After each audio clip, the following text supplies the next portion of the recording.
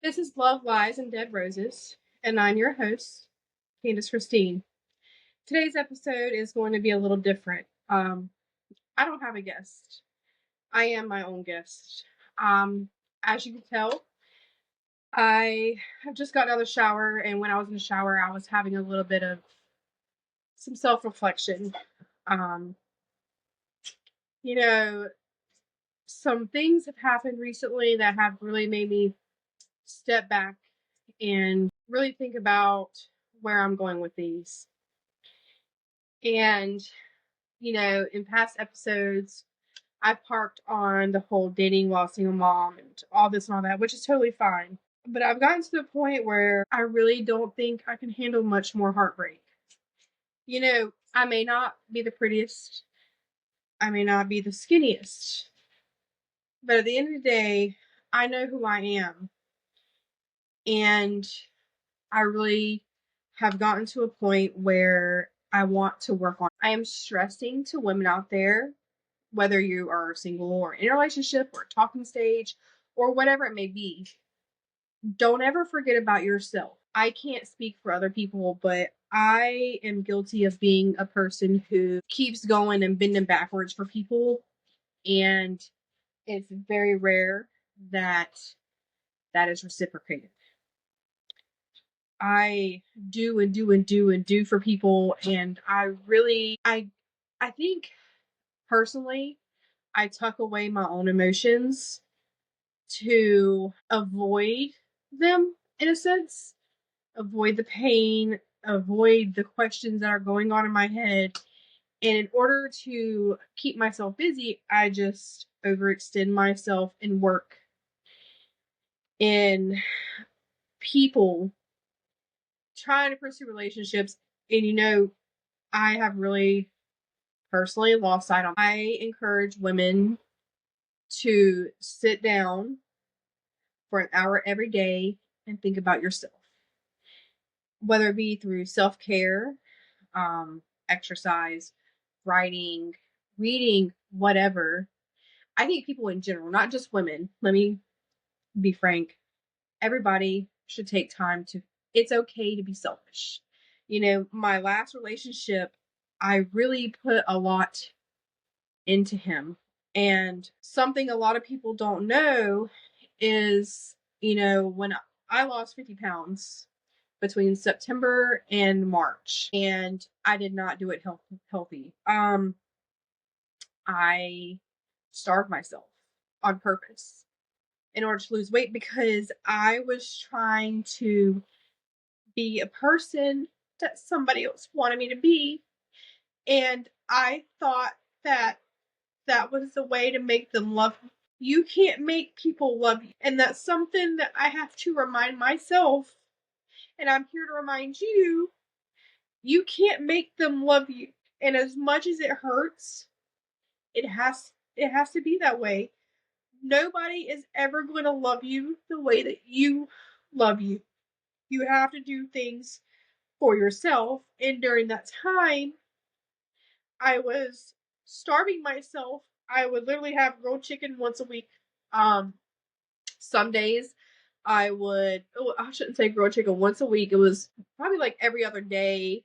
I would have, Greek yogurt with PB powder to try and keep my protein up because I was also going to the gym to try and lose this weight because that's all I ever heard from him was, you need to lose weight. You need to lose weight. Oh, you're losing weight. How much have you lost this week? Oh, you gained a pound. What'd you eat this week? And that did something to me psychologically. And, for the first time in a while, I became the most insecure I've ever been. I can't believe I'm crying on my own podcast. But I feel like this is something that women should know. If a man expects to change who you are, he has no respect for you and it's not worth it. Um, recent events have made me start really thinking on these things, and I do a lot for people.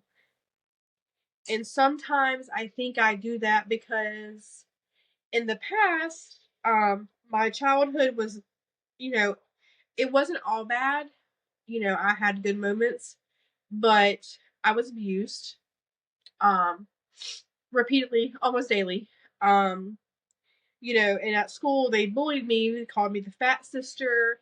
I had a parent that say you're big ass, and things like that, and it really bothered me because now I look at pictures of myself in that age, I'm like, I wasn't even that big. The problem was I wasn't a size zero, you know, and that's when I really had my first bout of an eating disorder. I was anorexic and bulimic because I no longer wanted to be the fat sister. I no longer wanted my mom to talk about how big my ass was. And as an adult, I would never make my daughter feel that way. I would never want my daughter to make somebody else's daughter feel that way. And I'm really kicking myself for allowing another person drag me back to that. And I really had a lot of self reflection in my shower today. And people, if a person is not for you, then you don't have the time for them. I want every listener that I have, and I don't know how many that is, honestly, but every person who listens to this episode, stop reaching out and see what happens. I kind of decided to go ghost mode on people. Not to completely ghost them, but I'm gonna give them 3 days to reach out to me. And if they don't reach out to me within those 3 days, I'm turning their notifications. See how quiet your phone becomes when you stop forcing conversation. You shouldn't have to force conversation. I am so bad for it.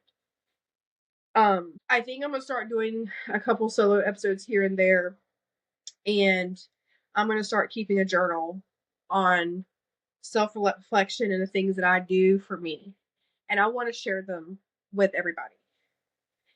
And for me to be on camera, fresh out the shower, no makeup, I've only done my skincare. It's it's really a big ordeal.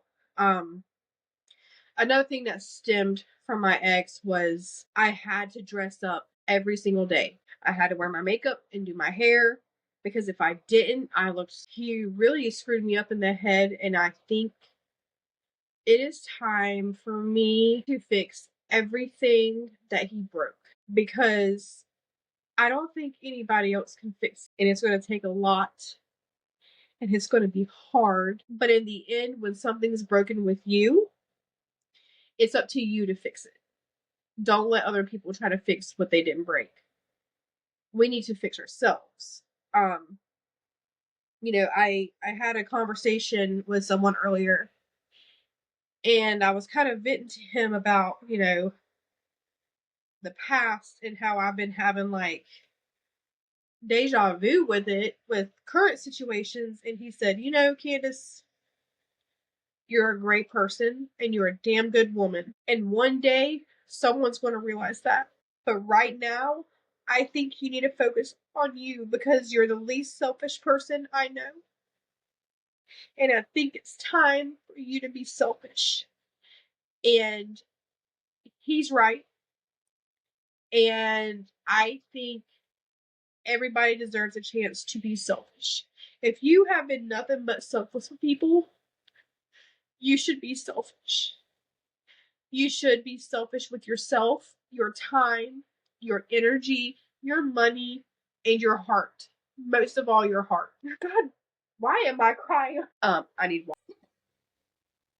I am the kind of person who loves hard. No matter, not just in relationships. Well, I mean, friendships, relationships too. But my friendships, I have loved hard and I've cared hard. And I had a best friend who later on I learned through therapy and talking to people that she was abusive to me. It sucks when you grow up being physically abused and then you become an adult and you create this friendship, a best friend at that, and then you learn through therapy that she was psychologically, emotionally, and verbally abusive to you. Someone you're supposed to trust and have. And I sometimes I really kick myself because I can't believe the things I allowed people to do to me. it took a lot of growing. And I can't believe I'm 34 years old and realizing how much crap I let people put me through. I watched my mom try to kill herself about 3 or 4 months after I tried to kill myself. And then I had an episode with her and tried to talk about, my suicide attempt, and she made it about her. I can't talk to my brother because he threatened my life. I've been hurt by just about every family member that I can think of. I can count on one hand how many hasn't hurt me. Maybe two, maybe 1.5 hands. Family can break your heart, friends can break your heart, lovers can break your heart, but the only person who can fix that is you. I work really hard at being a people pleaser. It's one of my biggest flaws, and I don't know why I do it. I don't know. I think I've been that way my whole life. I've been an overachiever in every way. I'm an honest, genuine person, but the one thing I can't really talk about is my feelings. I can't tell people how I feel. I take what they say, and then I make them happy by when deep down inside it kills me. I pacify myself a lot on a lot of topics with personal conversations with people, and I hate that I'm that way. And I think I'm going to start taking this podcast a different way. Once a month, I'm gonna do a monthly reflection with you all, and it won't be a regular episode. It'll be like a little bonus one in between. But I think you guys should really see the inside of self growth. It is so important, and I really hate when people forget about themselves. And I've done that here lately. I rush to get myself ready. I don't take the time to really do what I used to do to get ready. It's about to change. I have a lot of big plans for myself, and I'm really about to push myself to do so much more. And I would really like to hear from listeners. If you know somebody or you have something you want me to talk about, I will do research to my very core about anything anybody ever wants to hear about. And eventually I'm going to share my testimony of my life. Someone recently told me that I shouldn't be alive. I mean, I shouldn't.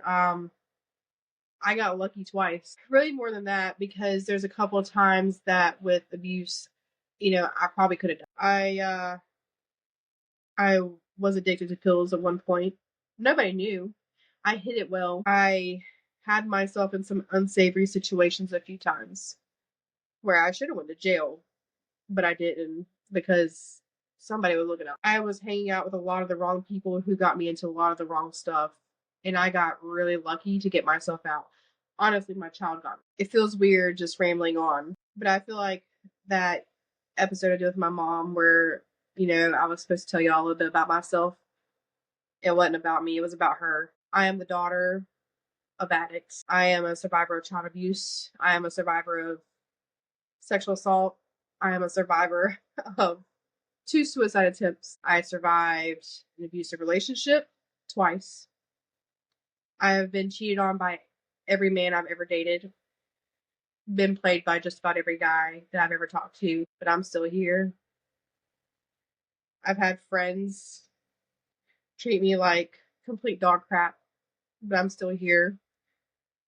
I've had family abandon me when I needed them the most. I had family threaten to hurt me, my home, my car. I had family grab my child by her face and scream at her and made her feel stupid, and she still calls herself stupid to this day. But we survived. We got out. I got out of the county that I hated the most, and I'm slowly getting us to where we should be. I started a podcast at one of the most vulnerable times of my life because I found out that a man I love cheated on me with 5 different women from January to March, but I'm still here. My boss told me today that I do a great job at my job. He is the first boss to have ever told me that I do a great job.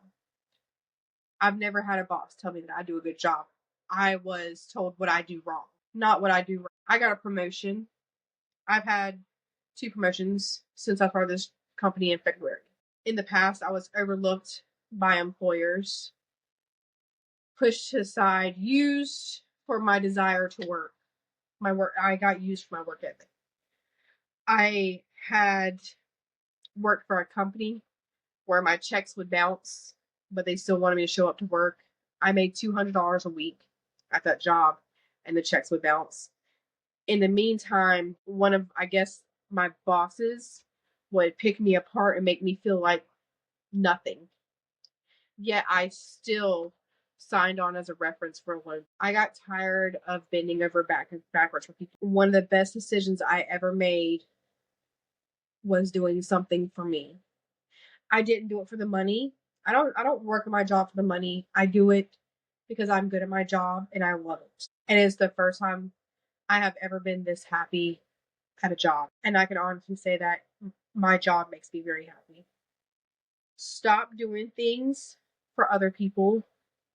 Do them for you. Do them because you feel it's right for you. Be selfish. Think about yourself. Do it for you. Follow me on TikTok, Instagram, and Facebook. And we're also on Twitter now.